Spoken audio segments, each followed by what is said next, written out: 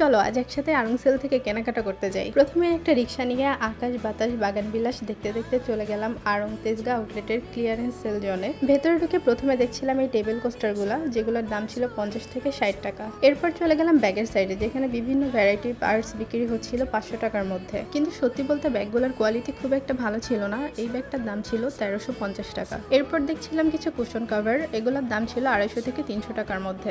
Dress এবং kurti section থেকে আমার কিছুই পছন্দ হয় নাই। প্রাইস ছিল 500 থেকে 700। আর এটা ছিল আড়ং সেলের মোস্ট ডিমান্ডিং কর্নার, যেখান থেকে আমি অল্প কিছু কেনাকাটা করতে পেরেছি।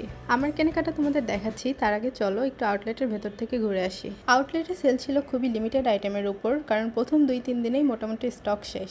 শুধুমাত্র কয়েকটা ড্রেস আর শাড়ির উপরই সেল ছিল। যেহেতু এখানেও পছন্দ মতো কিছু পেলাম না, তাই এই সুন্দর আয়নাটা দেখতে দেখতে চলে আসলাম বাসায়। এই বাটিগুলো আমি কিনেছি 150 টাকা, কাপটা 100 টাকা আর টেবিল রানারটা 300 টাকা। আর এগুলাই ছিল আমার আড়ং সেলের শপিং।